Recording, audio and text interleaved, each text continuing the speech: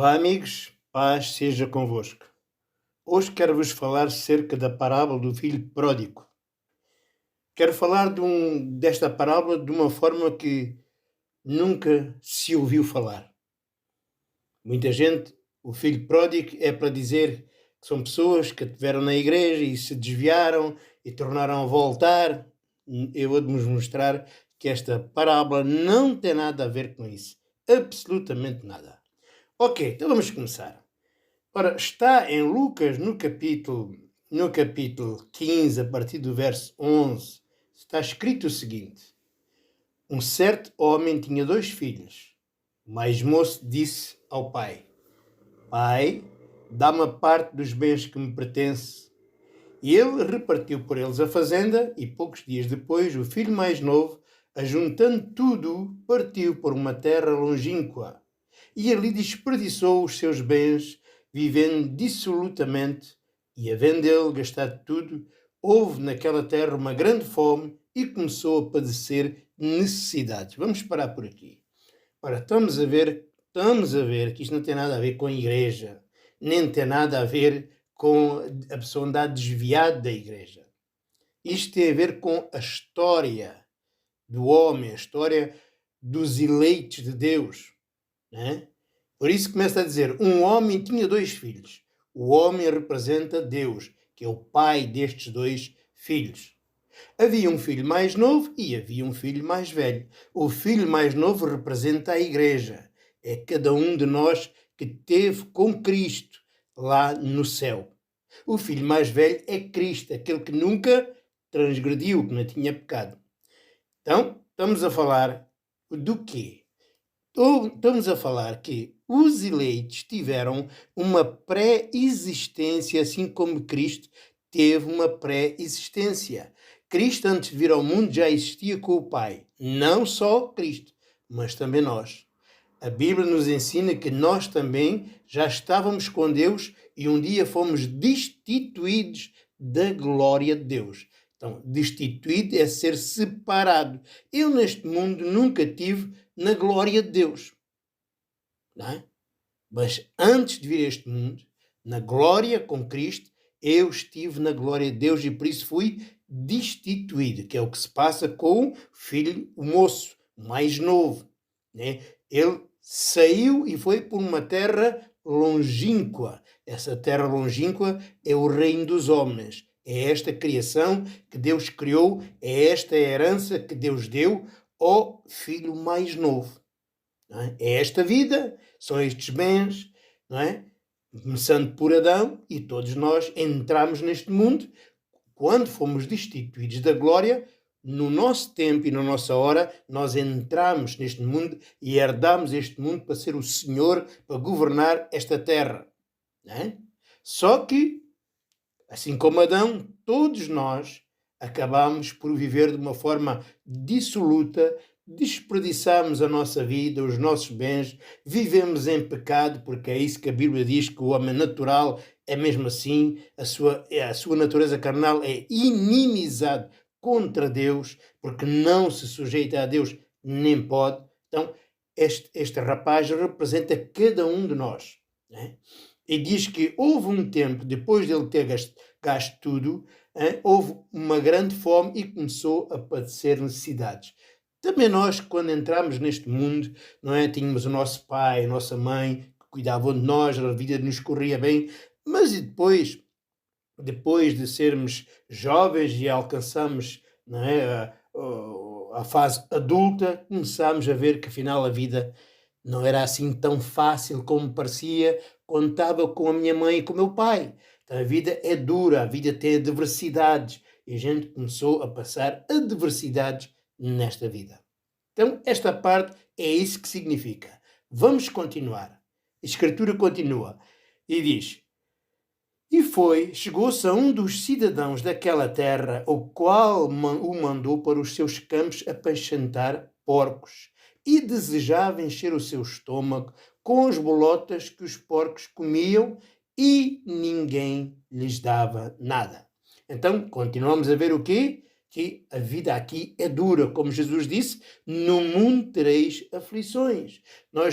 quando começamos a ter, casamos, então, antigamente tínhamos muitos sonhos em jovem, sonhamos muito, queremos mudar o mundo, queremos fazer isto, queremos fazer aquilo, mas depois casamos, os encargos caem-nos em cima, as responsabilidades, e temos que trabalhar, e a vida é dura, não é? É uma vida de problemas, de dificuldades, primeiramente connosco e depois com os nossos filhos. Então, a vida na Terra é dura, não é?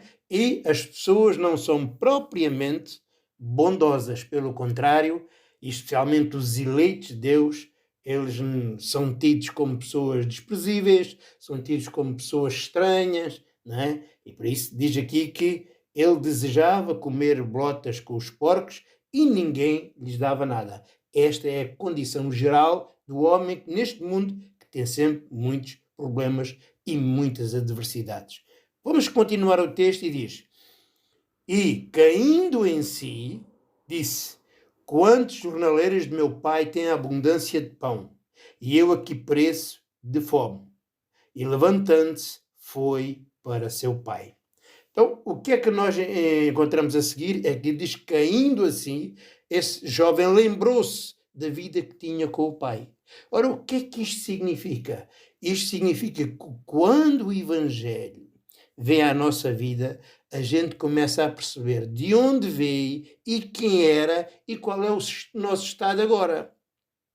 É o Evangelho que dá este conhecimento, que Deus já nos tinha conhecido ainda antes da fundação do mundo. Então a gente começa a ver que somos filhos de Deus, que Ele é o nosso Pai que está nos céus, não é? E que Ele pode todas as coisas. Então quando diz caindo em si, é o conhecimento de Deus que vem dar notícia, vem dar as boas novas, dizendo que o Pai, né, está à nossa espera, né, que nós somos filhos de Deus, que um dia fomos destituídos da glória de Deus, coisa que a gente não sabia antes. Então, é o conhecimento de Deus.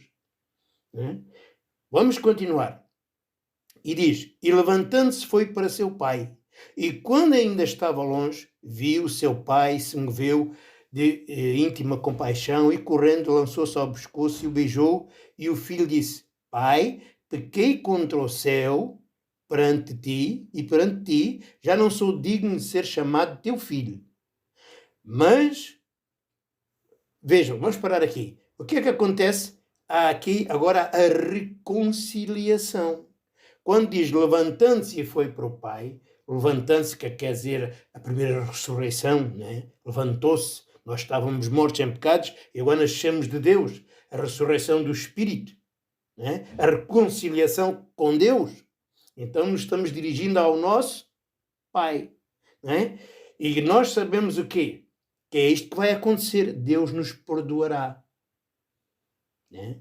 Deus nos perdoará e a gente, quando compreendeu isso, quando caiu em nós, quando conheceu o Evangelho de Deus, nós nos arrependemos amargamente e reconhecemos que não somos dignos de ser chamados filhos de Deus. Não somos dignos de salvação, porque estragamos tudo, porque andamos de uma forma dissoluta. Não é? Então, descobrimos o quê? Que não temos direitos. É pela graça de Deus que a gente só fez o mal, e é pela graça de Deus agora que existe a reconciliação. Vejamos o que é que o pai fez. Mas o pai disse aos servos: trazei depressa a melhor roupa e vesti-lhe, pondo-lhe um anel na mão, alparcas nos pés, e trazei o bezerro cevado e matai-o, e comamos e nos alegramos, porque este é o meu filho, estava morto e reviveu, tendo-se perdido e foi achado. E começaram a alegrar-se. Então, o que é que nós encontramos? Diz que quando estava chegando perto do pai, quando o pai o viu, correu para ele e o abraçou e lhe perdoou, claro. Mas ele, arrependido, dizia: pai, eu pequei contra o céu e perante ti, já não sou digno, né, de ser chamado teu filho. Mas o pai o que é que faz? Diz: trazei depressa a melhor roupa, que representa a justiça de Cristo. Nós fomos vestidos de Cristo. Nós não podemos entrar nas bodas do Cordeiro de qualquer maneira. Temos que estar revestidos pela justiça de Cristo. E diz mais, e pondo-lhe um anel na mão, o anel representa o selo da filiação, que somos filhos de Deus, somos da geração de Deus. E diz também as alparcas nos pés, que é os sapatos, digamos assim, foi calçado com o evangelho da paz. Porquê? Porque fomos reconciliados com Deus, estamos em paz com Deus, Ele perdoou todos os nossos pecados e a seguir é a festa. E aquele diz, trazei o bezerro cevado e matai-o. Isto representa quem? Jesus Cristo, Ele que foi o preço e o selo do nosso resgate. Né? E diz, e comamos, ou seja, é a Santa Ceia.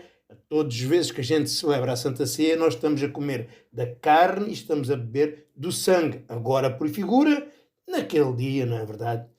Estas coisas se tornam uma realidade que a gente não conhece. Não é? Mas tudo isto fala do quê? Da nossa reconciliação com o nosso Pai, com o nosso Deus. E por isso acaba dizendo, alegremos, é as bodas, não é? Este meu filho estava morto, lá está, nós nascemos já no ventre da nossa mãe mortos pelo pecado de Adão, por herança de Adão, nascemos já em pecado, não é? E reviveu. Reviver é tornar a viver, é ressuscitar. Nós sabemos que há duas ressurreições.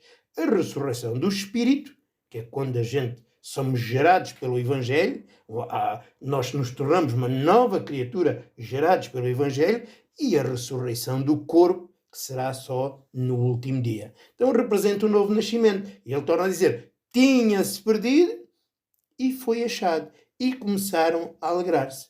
Ora, isto acontece, agora vocês podem compreender, quando vocês encontram na Bíblia a palavra reconciliar. Por que reconciliar? A gente só pode se reconciliar com alguém se antes esteve bem com essa pessoa e aconteceu alguma coisa, um desentendimento e nos separamos. Então, quando fala em reconciliar, está a dizer que outrora já estivemos bem com essa pessoa. Ele veio buscar o que se havia perdido. Ora, eu só me posso ter perdido se primeiro eu já estava achado. Senão, não tinha sido perdido coisa nenhuma. Destituído da glória de Deus. Eu só posso estar separado de Deus, da glória de Deus, se primeiro já tenha estado lá na glória. A ovelha desgarrada só pode ser uma ovelha desgarrada se antes já esteve no rebanho. Isto é que é pré-existência. Estão a entender? Encontra outro. O que é que diz? Ao ímpio, há uma geração que Deus diz, eu nunca vos conheci. Ora, onde é que está isso na parábola do filho pródigo? Está onde diz assim, chegou-se a um dos cidadãos daquela terra longínqua, né, o qual o mandou para os seus campos para apacentar porcos, né, e ele queria comer as bolotas, e diz que ninguém lhe dava nada. Este é o outro povo, que são os ímpios, que são a semente do maligno. É por isso que Deus disse, lá desde o princípio no Jardim Éden, que havia duas descendências, que é a descendência da mulher e a descendência da serpente. Então existem duas descendências. O próprio Jesus disse, vós sois os filhos do diabo. Ele é o vosso pai e por isso quereis satisfazer o desejo do vosso pai, que é mentir. Como é que se conhece um filho de Deus e como é que se conhece uma pessoa que é filho do maligno? O filho de Deus, quando ouve a voz do seu pai, crê. Mas o filho do diabo não. É aquele que não crê. Ele até, se for preciso, diz com boca que crê, dissimula, mas não crê nas palavras de Deus. Assim que a gente começa a falar delas, ele começa a rejeitá-las. Então, aqui lá está. Os filhos são só dois. O novo representa a igreja. As pessoas daquela terra são aqueles que são de cá de baixo. Nós somos lá de cima. Nós não somos daqui. Nós somos estrangeiros. Esta não é essa nossa terra. Nós não somos mesmo daqui. Né? E quando chegou a hora, Deus nos chamou, nos deu consciência de quem nós somos. Agora estamos caminhando pelos seus braços, né? sabendo que Ele nos vai perdoar e que nos vai vestir de justiça, vai nos revestir, né? da sua justiça, vai nos selar com o selo da sua filiação, que nós somos realmente filhos de Deus. Porquê? Vai nos cor os sapatos porque fomos reconciliados e tudo isto por um preço. por um preço, que é o bezerro cevado, que representa Cristo, né? A qual Deus matou, e agora comemos, nos alimentamos do bezerro cevado, nos alimentamos da palavra de Cristo, bebemos do conhecimento do Espírito de Cristo, não é? Para que possamos celebrar as bodas, agora por figura e naquela altura em realidade. Nós que estávamos mortos e agora revivemos. Mas a história não acaba aqui. Então vamos ver o que é que acontece. O filho mais velho, sabendo destas coisas, ele ficou revoltado. Vamos lá ver. E continua a história e diz assim: e o seu filho mais velho estava no campo. E quando ele veio e chegou perto de casa, ouviu a música e danças. E chamando-o nos céus, perguntou o que era aquilo. E ele disse: veio o teu irmão, teu pai matou o bezerro cevado, porque o recebeu são e salvo. Mas ele se indignou e não queria entrar. E saindo o pai, estava com ele, mas respondendo, ele disse ao pai: eis que te sirvo há tantos anos, sem nunca transgredir o teu mandamento, e nunca me deste um cabrito para alegrar-me com os meus amigos. Vindo, pois, porém, este teu filho, que desperdiçou os teus bens com as meretrizes, mataste o bezerro cevado. E ele lhe disse: filho, tu estás sempre comigo, todas as minhas coisas são tuas, mas era justo alegrarmos e folgarmos, porque este teu irmão estava morto e reviveu, tinha-se perdido e achou-se. Ora, esta história, esta parábola, quando eu digo parábola, não é a realidade, mas é uma figura da realidade, uma figuras terrenas, coisas que a gente conhece, para mostrar uma realidade. Porque é que o filho mais velho, que representa Jesus, se indignou? Isto está posto assim para mostrar que o amor de Deus não depende nem se assenta na nossa obediência. Porque Jesus nunca transgrediu, é verdade, ele nunca teve pecado, ele nunca transgrediu, né? E porque nós transgredimos e merecíamos ser condenados. E, na verdade, o amor revela-se não é no filho que sempre obedeceu. Revela-se num filho que desobedeceu. É aí que tu mostras o teu grande amor. É no perdão. Agora, se tu amas o teu filho que ele faz o bem, olha a grande coisa. Normal, né? Agora, mostras o teu amor é que o teu filho tem sido rebelde, desobediente, e mesmo assim o perdoas, apesar de ele ter feito tanto mal, mas chegou perto de ti e te pediu perdão, e tu, porque o amavas, perdoaste. Então, isto está assim para quê? Para Deus mostrar que o amor não depende da obediência, mas sim da filiação.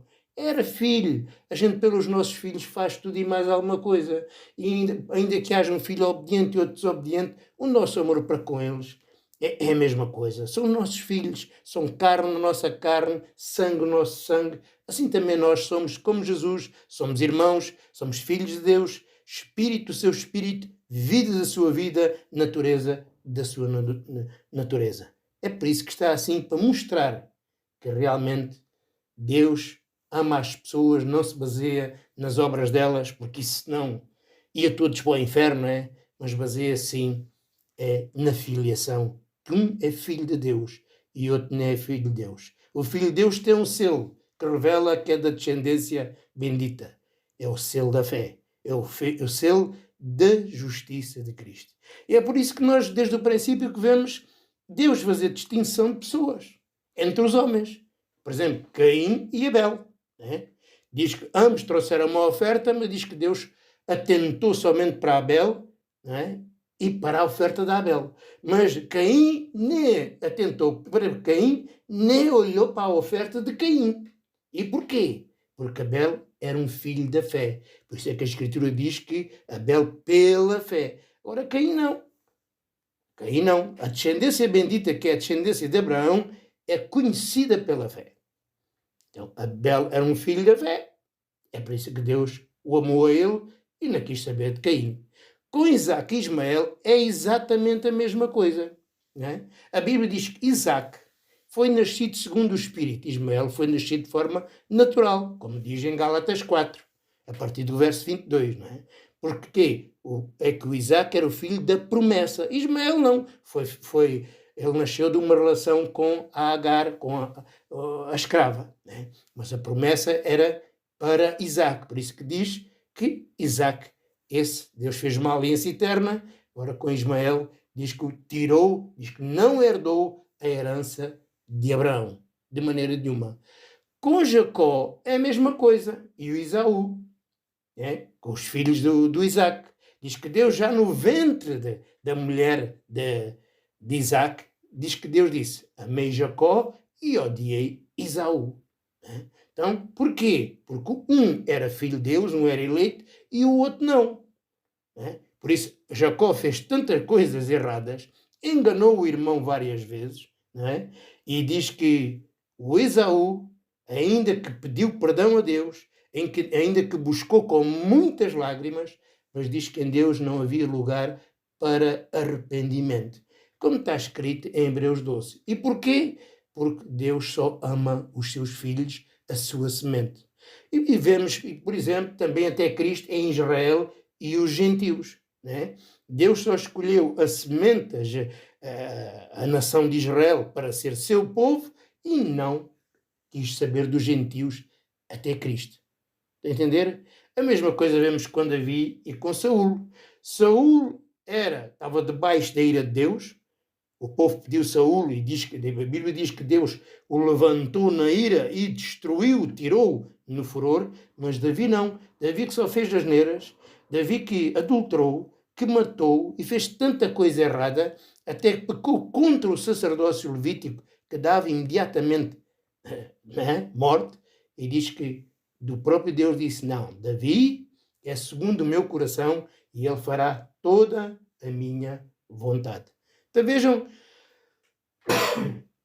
vejam que há sempre diferenças entre os homens, e hoje é igual. Qual é a diferença? É que dois ouvem o Evangelho, há um que crê e há outro que não crê. Porquê é que não crê? Porque o dom da fé quem dá é Deus, e só dá a sua descendência. A sua descendência, que é a descendência de Abraão, que é os filhos de Deus, que é os eleitos que já estavam com Cristo Jesus lá no céu, na glória, que foram destituídos. O sinal que eles são de cima é a fé. Desde o princípio, eles deram testemunho de fé. E hoje é igual. Pelo Evangelho, vem à luz quem é de Deus e quem não é de Deus. Quem é de Deus, ouve e crê. Assim como Abraão, o pai da fé. Quem não é de Deus, ouve e rejeita. Tão simples como isso. É por isso que Deus diz aos outros que não creem: eu nunca vos conheci. Ainda que eles façam sinais, maravilhas, milagres, Deus diz: eu nunca vos conheci. E é por isso também Paulo, falando de uma forma bonita, ele diz em Romanos 8, diz, verso 29, porque aqueles que dantes conheceu, vejam, ele nos conheceu antes, ele nem existia, nem ele viu no futuro, não, conheceu, também os predestinou para serem feitos conforme à imagem de seu filho, a fim que seja o primogênito entre muitos irmãos. E aos que predestinou, a esses também chamou, e aos que chamou também justificou, e aos justificou, a esses também glorificou. Então, estes são os filhos de Deus, que primeiramente foram conhecidos lá em cima, e Deus os predestinou, vejam só, e o predestinou para ser à imagem de Jesus. E aqueles que foram predestinados, quando Ele quer, Ele vai chamá-los. E diz: a este também chamou. Como aconteceu com Paulo. Nós conhecemos a história de Paulo, não é verdade? Paulo também diz que desde o ventre da sua mãe, que Deus o tinha separado. E quando Ele quis, o chamou pela sua graça. Então é este o processo. Aqueles que Deus conheceu na glória, a esses predestinou. E a esses, quando chegar a hora, chama pelo Evangelho. E a esses também justifica. Justifica porquê? Porque dá a fé para crer. E aos que justificou, a estes também glorificou. Tudo é obra dele, do princípio até ao fim. Então vejam, está aqui a história do filho pródigo como nunca se ouviu. Esta é a história dos eleitos de Deus. E agora os eleitos sabem de onde vieram, quem são e para onde vão. Os outros continuam a não aceitar as palavras de Deus, ou a misturar a verdade com a mentira, a lei com a fé com as obras, e a velha aliança com a nova aliança, né? Eles não aceitam as coisas tal qual como elas são. Porquê? Porque Deus escondeu isto a uns e revelou a outros. Ele é que é o autor, né? Ele é que cega, ele é que abre os olhos, ele é que dá vida, ele é que mata, ele é que salva, ele é que condena. Quem rejeita isto, pois, não conhece a Deus, nem entende nada das coisas de Deus. Ok? Deus os abençoe e até outra oportunidade.